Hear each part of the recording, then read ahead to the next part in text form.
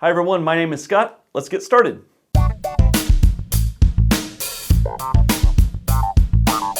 Professor Marston and the Wonder Women is the story behind the Wonder Woman comic. For those of you who might not know, Wonder Woman started out as a pretty subversive and overtly sexual comic book character. And this movie frames the story through the lens of the investigation into the explicit nature of the comic. But Dr. Marston was a college professor who worked alongside his wife, and they simultaneously start a loving relationship with one of Professor Marston's students, played by Bella Heathcote. And the three of them carried on a relationship for many, many years. And the movie portrays this relationship as being very intense, but also very loving and very normal, which for the time this movie takes place in was not normal. There's some argument to be made that it's not normal today, but we won't get into that. But this is an entertaining, well-acted movie. Features three great lead performances from Luke Evans, Rebecca Hall, and Bella Heathcote. The movie does a good job of portraying this threesome's wants and needs throughout their lives. There's a lot of push and pull in this relationship on what is acceptable.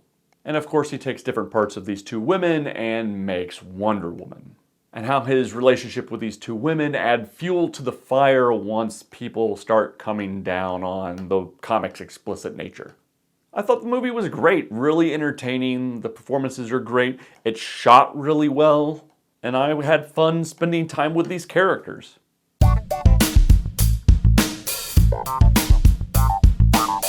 Dr. Sleep is the sequel to Stanley Kubrick's The Shining, based on the Stephen King book of the same name. And the movie finds an older Danny Torrance, played by Ewan McGregor, following some of the same paths his father did, mostly the alcoholism. And he's pulled into this plot where there's a group of people that have The Shining. Hey everyone, Scott from the future here. Inadvertently made a mistake when talking about the plot to this film.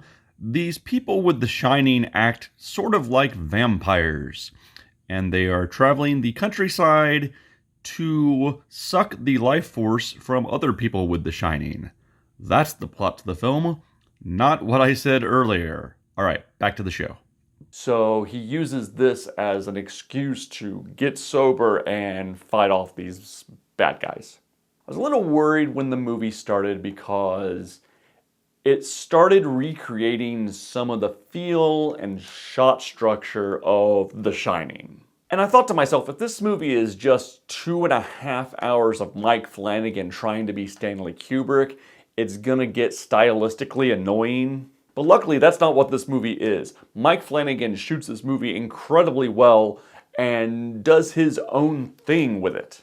Yes, it tips its cap to The Shining when it needs to, but for the most part, it feels like I want to say modern, but it's not a modern horror film. It's a 1990s horror film. It feels very old, relatively speaking. It does not feel like a new movie. It feels like it's set in an older time period from a shooting standpoint. And Mike Flanagan's one of those filmmakers that I'm always excited to see what he does with a property. I haven't seen all of his feature films. I still have yet to see Oculus, but I have seen Gerald's Game and I've seen Hush. Hush I really liked. I really liked Gerald's Game too for the performances. But if you've seen Gerald's Game, that scene is brutal. And I knew it was coming too. I read the book. Anyway, I'm glad that he didn't just try to make it a Kubrick copy.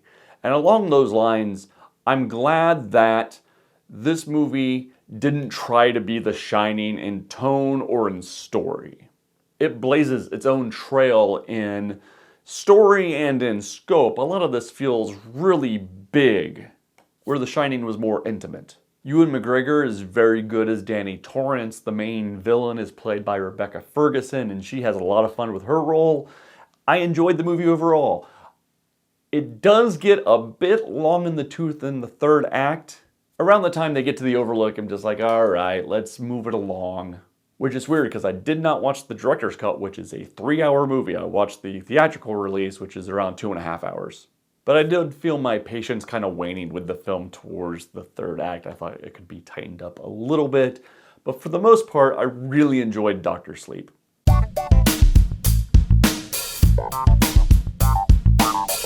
The Vault is a supernatural heist movie. The movie stars Taryn Manning and Francesca Eastwood as two bank robbers. They're in a group, but those are the main two. And they're under the impression this bank is going to have a ton of money, and it doesn't. And then all of a sudden, a bank manager, played by James Franco, speaks up and says, hey, there's a lot of money in the old bank in the basement. So the robbers put all of their hostages in the main bank vault and head down into the basement to find all this money. They go down there seemingly one by one, and what they find are ghosts. Violent, murderous ghosts of a bank robbery gone wrong years and years into the past. This is one of those movies that has been ruined by the movies that came before it. There are certain movies, and I don't want to name names here because that would be spoilery, but there's certain movies that have blazed a trail that you can't come back from. Audiences are keen to the tricks now, and it took me about 5 minutes into this movie before I had it all figured out. And then it was just a tedious waiting game to get to the reveal that I knew was coming. And there are some cool shots here and there. The performances are okay. And then the movie reveals itself, and I was like, okay, I knew that was coming. But then the movie broke its own rules to give us one last scare. And once you think about it for 3 seconds, you think, why did that happen? And at one time, Netflix, where this movie's streaming right now, had a still that you would click to see the movie that gives away the twist. So that wasn't helping matters any, but I did sniff this movie's final reveal out pretty quickly. And after that, it was just tedious and dull and kind of boring. All right, the verdict. Professor Marston, the Wonder Woman #1, only because I think it's a story that a lot of people might not know, and I think it might be interesting to a large amount of comic book fans. And I liked it slightly better than Dr. Sleep #2, which was fine. It was an entertaining movie, a little long in the tooth in its third act. Finally, The Vault is not worth your time, especially if you've seen more than 4 or 5 movies in the last 10 years. You'll know what's happening relatively quickly. And that's it. That's another one in the books. Thanks for watching, everybody. See you next time.